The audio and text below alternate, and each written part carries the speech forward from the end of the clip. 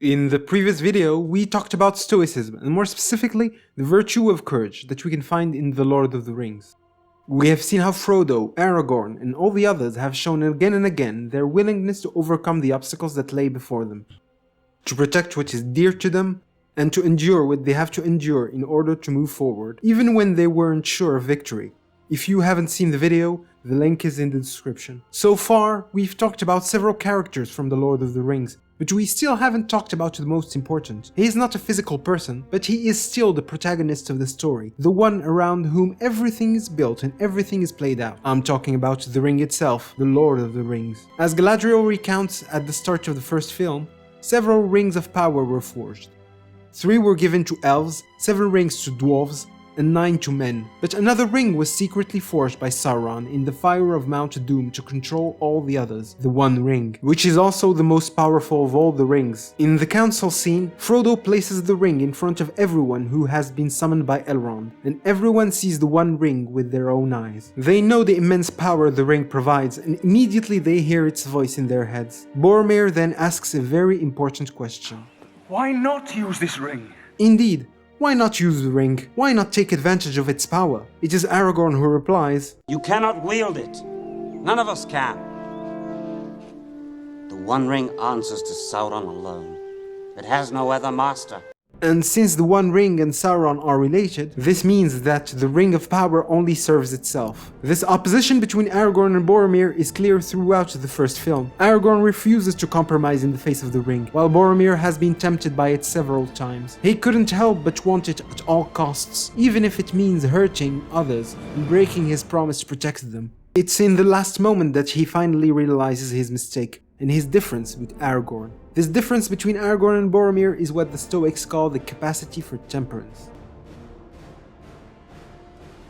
The virtue of temperance is our ability to control ourselves in the face of our desires. We all have more or less desires: money, power, love, victory, pleasure. But our desires are not always good for us. And in our world, we see people every day, known and less known, who are driven by their desires and who end up sacrificing their integrity and the respect they have for themselves and for others to achieve their desires. It's because they were unable to show temperance and they no longer had control over themselves. They lost their freedom, their ability to choose, as they became slaves to their desires.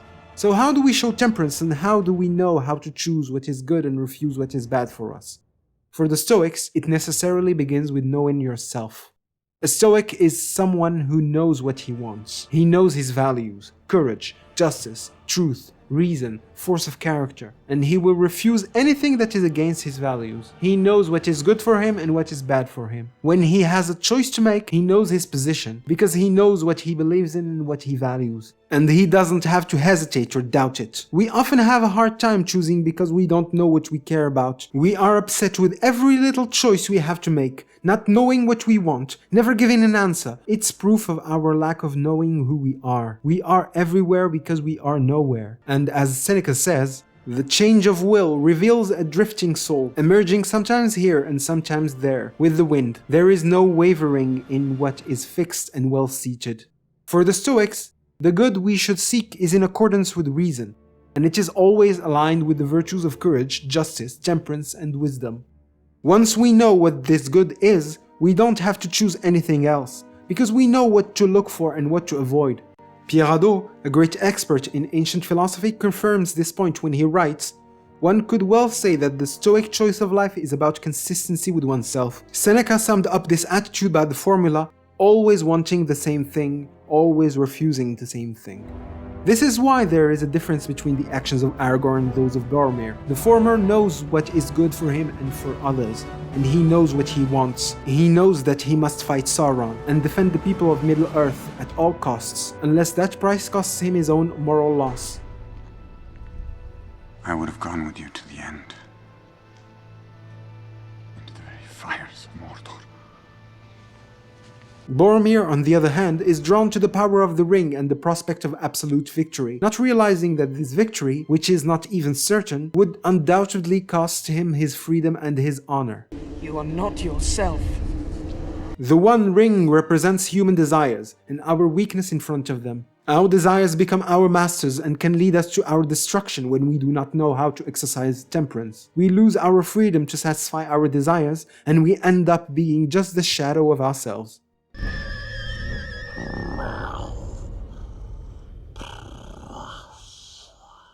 This is why in the film, the ring is what has to be destroyed.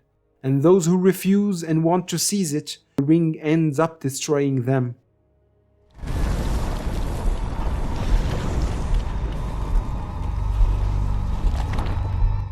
It's not an easy thing to know yourself. There are some who go through their lives without knowing. The Stoics were very well aware of this. It's not always easy to know what is the right choice to make in any situation, as we always lack wisdom and temperance. Forgive me. I did not see. But philosophy is precisely there to teach us to know ourselves and to lead us towards what is good for us. Socrates, certainly the most known figure in all of philosophy and of whom the Stoics inherited a lot, famously said, "Know thyself." Knowing who we are, knowing what we say yes to and what we say no to, is a learning path. That's why philosophers said we needed an education for life. No one is born knowing how to ride a horse or shoot a bow.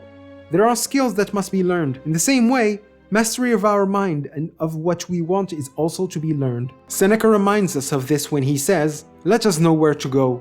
Let us know where we come from, what is good for us, what is bad, what to look for or avoid. What is this reason that lets us discern what to look for and what to avoid, which calms the madness of desires and controls the influence of fear."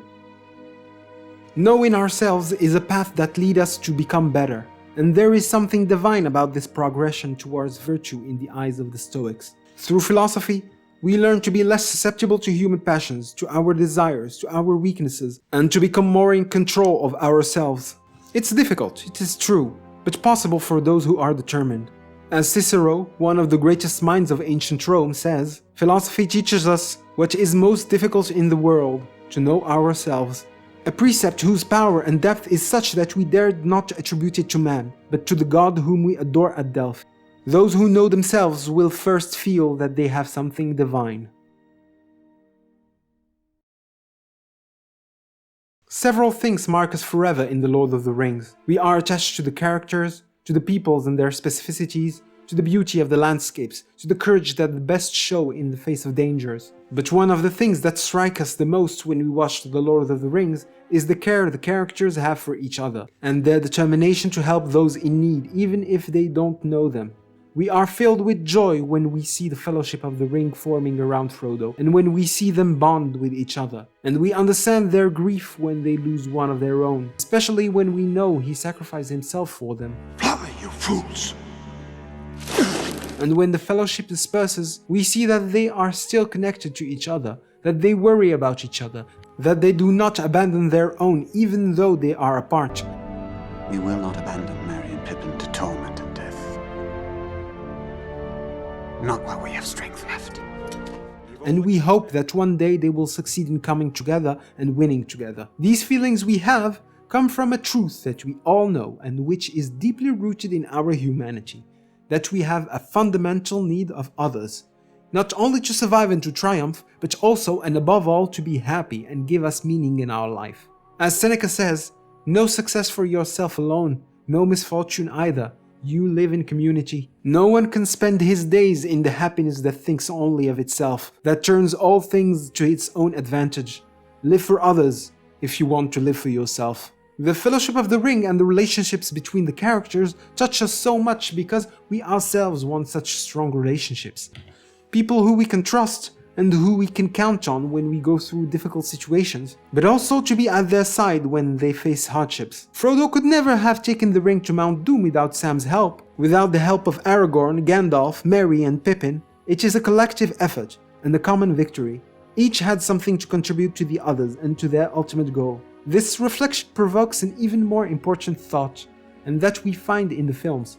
It's not just the community that matters to the characters, it's the faith of all the people of Middle-earth. Aragorn knew full well that fighting Sauron was not just a personal matter, and he could not help but be part of it. If he does nothing and leaves the people at the mercy of his enemy, he will be affected anyway, because he does not live in isolation from the world. His faith is linked to that of all of Middle-earth. He is the same as all those who come under the threat of the enemy. He is ready to fight for others and to defend them, even if he does not know them. Aragorn is determined to do whatever is in his hands to make it happen. I do not know what strength is in my blood, but I swear to you, I will not let the White City fall. Nor our people fail. Our people. He doesn't know if he can, but he tries anyway. This is what he teaches here. Aragorn is not weak, yet he thinks about the safety of others before his own, because he knows very well that what affects others also affects him. Or as the Stoic emperor and philosopher Marcus Aurelius said, what's not good for the hive is not good for the bee either. One of the most important aspects of the Stoic is that they placed great emphasis on the need to contribute to the city. To be a Stoic is to work for one's community socially and politically as a citizen, and to bring one's skills to help others and improve the state of affairs. Many Stoics were part of the life of their city, without necessarily writing books and treatises, because being a philosopher in the Greek and Roman times was not an academic career. But as Pierre Hadot reminds us, philosophy in the Hellenistic and Roman times is a way of life. Being a Stoic is not a title, nor it is a competition. Many Stoics lived without even having written a line, but by living stoically and showing by their actions what their philosophy taught them. The most illustrious of these Stoics could have been Marcus Aurelius, because what we now call his meditations do not form a book that he intended to publish. It was just his diary when he tried to remember what Stoicism had taught him. It wasn't until after his death that we found out about his diary, unfortunately. The idea of the Stoics was not just to be benevolent to one's community. They put forward what is now called cosmopolitanism, that is, being a citizen of the world. Because for the Stoics, we have to learn to extend our domain of empathy and care from ourselves to our family, then to our city, until reaching all citizens of the country and the world. Indeed, for the Stoics, we all share the same thing that makes us human, which is reason. Our differences from others don't matter as much. We are all capable of achieving, through reason, the virtues of courage, justice, temperance, and wisdom, which we all share. There is no difference between a brave elf and a brave dwarf. Courage is what they have in common. It is what binds them together, and that's much more important than anything else. I thought I'd die fighting side by side with an elf. What about side by side with a friend?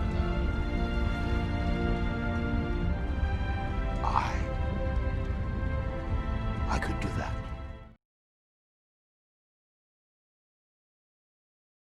Stories like The Lord of the Rings are important because they remind us that we are all capable of making the right choice and avoiding the wrong ones. When we have hesitations, the Stoics will remind us that the choice of courage, temperance, justice, and wisdom is always the right choice. As difficult as our situation may be, we can show courage to overcome it. As attractive as a temptation can be, we are all able to exercise temperance and not fall for it. No matter how unfavorable for us the result may be, we are able to make the right decision. And finally, as complex as the situation may be, we are able to use wisdom to know what is good for ourselves and for others, and to remember that courage, justice, and temperance are better than fear, profit, and excess. I would like to end with what I consider the most beautiful, true, and most important sentence in all of The Lord of the Rings. It's Samwise who says it. But there's some good in this world, Mr. Frodo. And it's worth fighting for.